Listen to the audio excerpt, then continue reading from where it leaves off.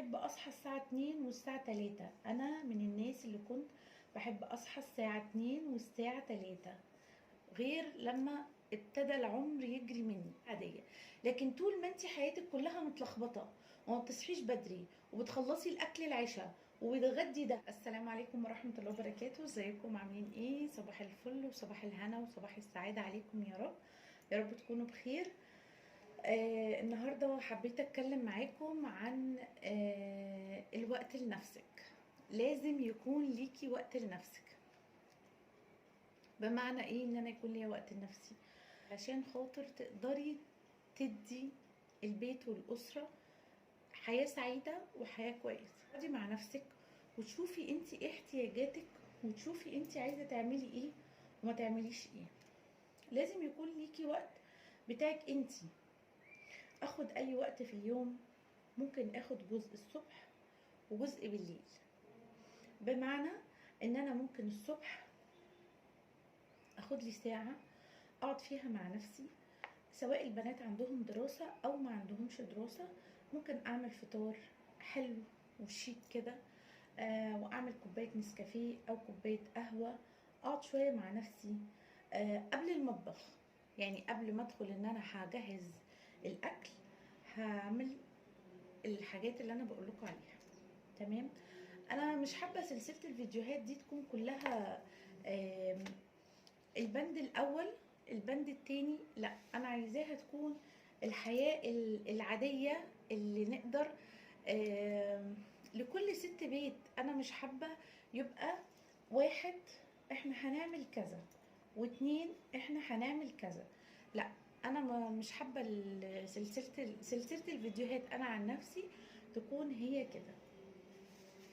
لازم تطبطبي على نفسك في اليوم. يعني لازم مثلا انا بحب كذا فانا لازم هعمله. مثلا بعد ما هخلص ان انا مثلا هقعد مع نفسي ساعة وهبتدي اشرب كوباية النسكافيه بتاعتي، ممكن اكلم حد انا بحبه. في خلال الساعة ممكن اقرا جزء من حاجة انا بحبها في كتاب، او اسمع فيديو لحد مثلا. ممكن اسمع للدكتور مصطفى حسني، ممكن اسمع لدكتور ابراهيم الفقي، ممكن اسمع لحد انا بحبه اي حاجة. تمام. او اكلم حد في التليفون. الحياة بالورقة والقلم حياة مخطط ليها كويس جدا. بمعنى او اي ورقة والزقها كده بالمغناطيس على التلاجة، واقول مثلا انا بكرة الصبح مثلا انا هعمل واحد، واطلعها والزقها على التلاجة. يبقى انا عندي كتبت كل المهام بتاعتي بحيث ان انا ما اضيعش وقت. تمام. دي حاجة. بعد كده انا ممكن هدخل على المطبخ، هعمل ايه، هخلص الاكل. لو هعمل حاجة حلوة، بس بلاش ان انت تهلكي نفسك. طول ما الشقة مترتبة ومتنظمة وحياتك كلها منظمة. طبعا في فيديو هينزل قبل ده بالنسبة للصحيان بدري. الصحيان بدري هو جزء أساسي من تنظيم الوقت. تنظيم الوقت في الصحيان بدري. يعني مثلا أنا دلوقتي انا اتكلمت معاكم في الفيديو لو هنصحى بدري الصبح ايه اللي ممكن يحصل، وانا اتكلمت بحيث ان تبقى هي دي عادة واحنا ممكن نعملها حتى لو كانت في فترة الدراسة بس. تمام.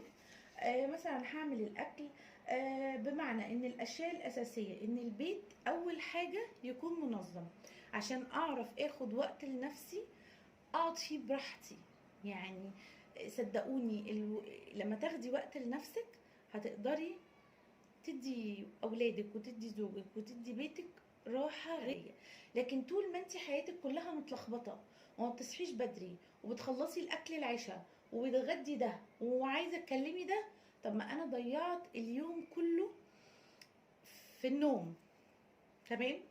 وانا كنت من اكتر الناس اللي احب اصحى الساعه 2 والساعه 3. انا من الناس اللي كنت بحب اصحى الساعه 2 والساعه 3، وده كان شيء عادي بالنسبه لي، وما كنتش حاسه بقيمه الصحيان بدري غير لما ابتدى العمر يجري مني. تمام. ما اتنين مثلا، لازم كل اللي موجود في البيت لازم يساعدك. ممكن نخلي الزوج هو مثلا، نحطه كده في صندوق كده، ما نتكلمش عليه خالص دلوقتي، لان كل زوج وليه دماغه، وليه يعني حاجته اللي بيحب ان هو يعملها. ما اقدرش انا اقول لك مثلا خلي جوزك يساعدك ويعمل ويعمل ويعمل ويعمل، لا، هو مش هيعمل ده، انت اللي واجب عليكي ان انت تعمليه. طبعا مثلا بمعنى ايه كل اللي في البيت يساعدك؟ خلاص، احنا عارفين ان احنا اول ما بندخل من البيت دي المرحله الاساسيه اللي بتبرجل عليها البيت كله. مثلا البنات هيخشوا من المدرسه، هيحطوا شوزاتهم اعزكم الله في مكانها، هيحطوا شنطهم في مكانها، هيعلقوا هدومهم اللي مش نظيفه هيحطوها في مكانها. كده الدنيا بقت رايقه، تمام. كده ما عادش في حاجه لسه عايزه، خلاص الدنيا بقت منظمه 50% كده، الدنيا بقت منظمه، تمام. ايام الدراسه كل واحد زي ما انا قلت لكم كده هيعلق هدومه وشنطه مكانها، هيشوف كل حاجه ويحطها في مكانها. بعد النوم البنات لازم يكون على الاقل ما فيها ليا ساعه لنفسي انا، اقعد بقى فيها مع نفسي، اعمل روتيني. عندي روتيني انا هحب ان انا اعمله. صلاه، ممكن اقوم اصلي ركعتين، ممكن اقوم اصلي قيام الليل، ممكن ده اساسي، مش ممكن، هقول اذكار المساء وهقول اذكار النوم وممكن اسبح، بحب اوقات اسبح كتير جدا قبل ما انام. آه، في زي ما قلت لكم، وممكن اقعد مع نفسي الصبح زي ما قلت لكم. ولو بصحى الصبح بدري هقدر اقعد الصبح مع نفسي، وهقدر اقعد العصر مع نفسي، وهقدر اقعد بالليل مع نفسي. بمعنى ايه هو نفسك اللي انت ممكن ان انت تقعدي معاه؟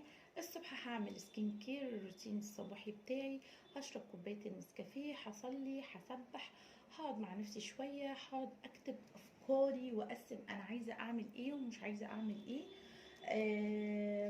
وطبعا زي ما قلت لكم تنظيم الوقت ليه بند اساسي اساسي اساسي من حياتك. بمعنى ان انا بالليل هكتب كل حاجه انا عايزه اعملها ان شاء الله للصبح. مثلا عندي 6 بنود انا مثلا هعملهم، هفطر البنات، هطلع الاكل، هعمل الاكل، هنشر، هغسل، هظبط اموري كلها بحيث ان انا تكون كل حاجتي جاهزه، تمام كده. يا رب تكون الفكرة عجبتكم والفيديو عجبكم، يا رب ما يكونش تقيل عليكم. انا بحب اطلع افضفض معاكم حتى لو بحاجات بسيطة، ولو حتى لو هتاخدي بند واحد بس من الافكار اللي انا بقولها. صدقيني لما يكون ليكي وقت لنفسك حتى لو ساعة في اليوم هتكوني سعيدة. ما تفكريش بس في اللي حواليكي وتنسي نفسك، ما تكونيش انانيه للناس اللي حواليكي وتنسي نفسك. بمعنى ايه؟ وكوني انانيه لنفسك، كوني انانيه لنفسك عشان تقدري تديهم كل حاجه حلوه. لو مزاجك رايق هتقدري تعملي لهم كل حاجه حلوه، لو مزاجك رايق هتديهم من وقتك ومن حبك ليهم. صدقوني تنظيم الوقت هيخليكي سعيده. السلام عليكم ورحمه الله وبركاته.